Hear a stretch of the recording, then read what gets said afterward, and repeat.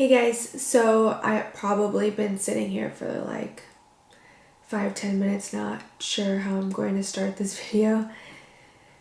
I tried really hard not to think about it while I was getting ready and filming this tutorial so that all this can be raw and unplanned. I'd like to start off this video by saying that one, I am not looking for any form of sympathy. I'm only sharing my story, my take on things. I'm going to try and limit the editing to this as much as possible, but there may be some cuts and stuff if I have long pauses thinking about how to say things appropriately.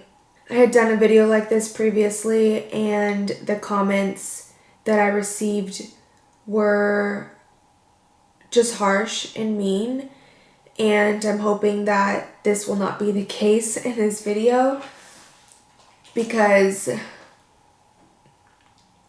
there was a lot that I did not share in the last video. I will not be saying names to any of the people I've gone with or anyone from my accident, just because I just don't want anyone to feel like I am throwing their name out there. I want to protect everybody. So midway of 2010, I met a group of guy friends and all of us would hang out almost every single day. And I called them my boys, and I thought that nothing would ever come between us, and I thought that they were my ride or dies. So we hung out all of the time, and it was one of their birthdays, one of their 21st birthdays. And oh my god. So this is gonna be really raw and really truthful, and I'm just gonna be completely honest through this. It was one of their 21st birthdays, and I was 20 years old, and he wanted to go to Vegas for his 21st birthday. So I decided to go, and the guys were all going to ride together, and he had also invited 2 other females with him that I had never met before. And the 3 of us decided to ride together so that we can get to know each other. And I mean, I personally just wanted to have more girlfriends because I didn't really have any at the time. And so we were going to Vegas, and I had 2 females in the car with me that I had never met before. So we had a 3.5-hour drive there to kind of get to know each other. We made it there, and everything was fine. We're all having a blast. And the last night there, we went out, and when I got back to the hotel room, my ex-boyfriend at the time and I had kind of gone into it. I remember not feeling like I wanted to be in Vegas anymore. So I had mentioned like, oh, I want to just go home. Like, I'm just so over this. And it was about 3 a.m. and one of the males and a female decided that like we should just leave. And I was like, oh, okay, cool. All right, let's go. And I had drove my mom's car there. So I was like, okay, well, I'll just drive back, no big deal. And at the time I felt like I was fine. You know, when you're 20 years old, you think that you're invincible and you think nothing will go wrong. So we start to drive, we make it to state line, we stop, and we get out of the car. I get some, I think it was Monster, and we had some coffee, and we decided to hit the road. We start to drive, and I noticed that I was just starting to get really tired. So I had mentioned to my passenger, who was the male, and the female was in the back seat, laying down in the back seat without her seatbelt on. She was sleeping, and I had mentioned it to him that I was getting really tired, and I told him we should stop at a rest area. And I remember passing one like slowly. And I was like, oh, we should stop at a rest area. And he was like, oh, you're fine, just get the next one. And I was like, okay. And so we kept driving, and something in me told me like I should have stopped. And I remember dozing off and hearing the ripples on the side of the road. And I remember waking up and screaming a curse word, and I go to correct myself, and that was when my passenger decided to help me correct the car, and he put the hand on the wheel and yanked it, and we kind of like were trying to correct the car together. We ended up losing control of the vehicle, and we launched off an overpass. And this was about 2 hours into our drive. I remember clearly the launch of the car, but after that, I don't remember the initial crash.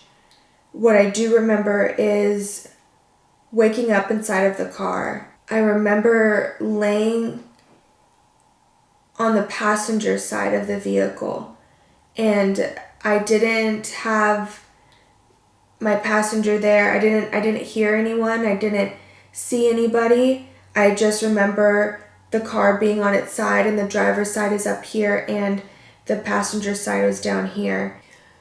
I remember laying on the passenger side and trying to grab onto the car to pull myself out of the vehicle and screaming for like help as loud as I could. And it's so strange because it's like moments that I remember. It's not like the full thing. It's so crazy. I told myself I wasn't going to do this. So I remember laying on the side of the car, inside still, and I was screaming for help, and then that's where everything kind of went black again. And then I remember a highway patrol officer coming up, and he was trying to give me a breathalyzer test.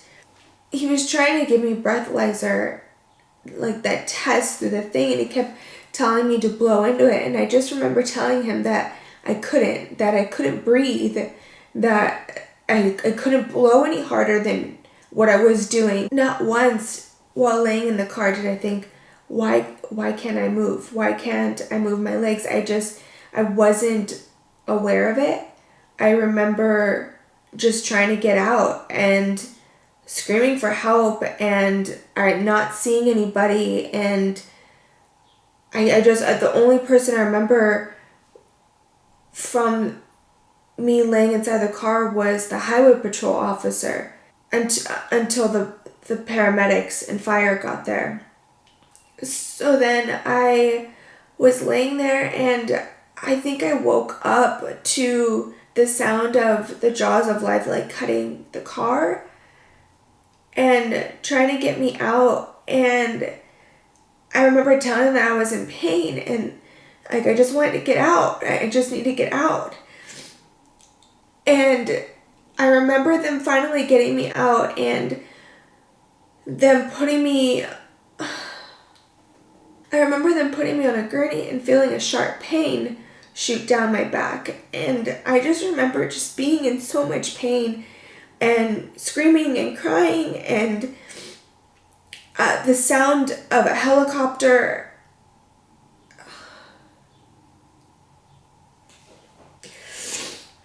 I remember being loaded up into the helicopter and me telling someone, like, call my mom and call my twin and tell them that I'm sorry.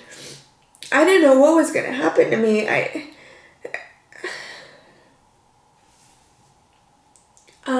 Then they had asked for my mom's number, and I remember giving them my mom's number and getting loaded up into the helicopter. So I was then airlifted to Loma Linda, and that's where I was in ICU for a few weeks, and they had paralyzed my vocal cords while they had intubated me.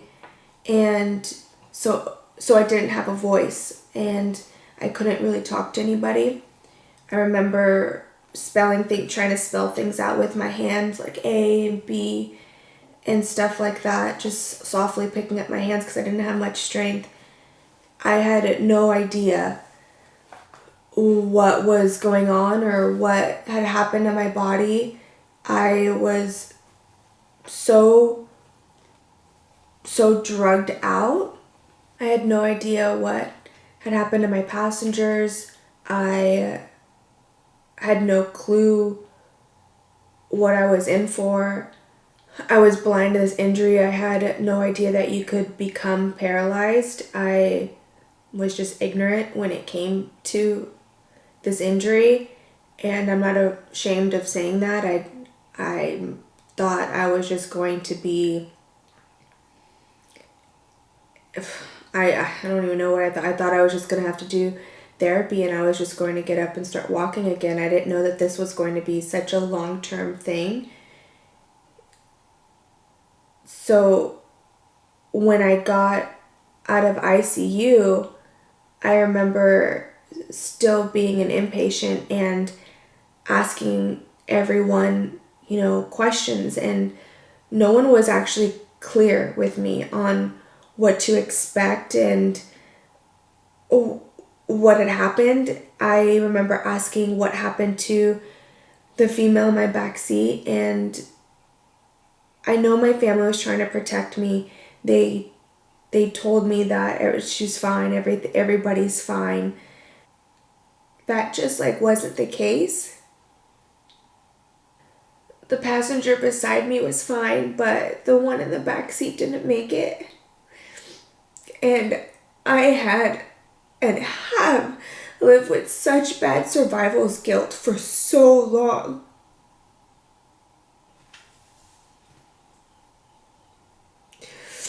I remember telling myself that I was going to live for the both of us, and that the scar on my back, I would oh, this video is a lot harder than I thought it was going to be. I didn't know how to cope. I didn't know how to live in my own body and how to live for me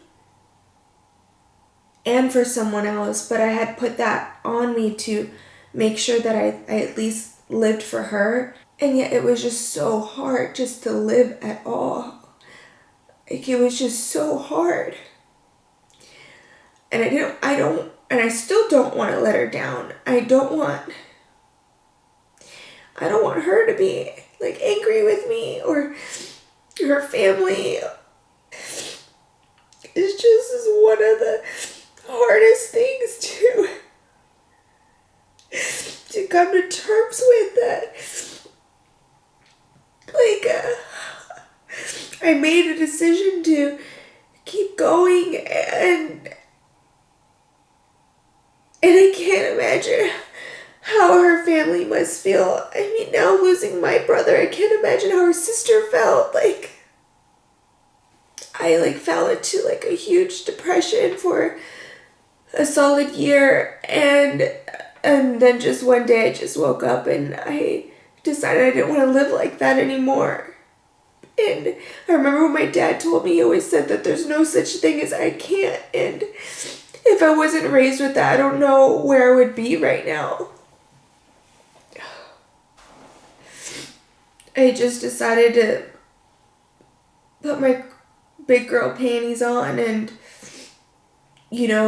do what I told myself I would, and do what I prayed to her for, and I just wanted to be stronger for the both of us and make my life worth living. My twin and my boyfriend at the time decided to go to her funeral while I was in the hospital, and I had no clue. And I remember my twin telling me that she had a conversation with her mom, and that her mom had hugged my twin and, gave my twin some comfort and things. But I hold off on talking about her on my social media and don't share as many photos of us from that weekend like I used to, because I had been blocked from her Facebook and all of that, which I understood. I used to write on her wall all the time. It just made me feel like it was a little bit closer, or trying to find some type of comfort. And when I didn't have that anymore, I had to understand how her family must feel.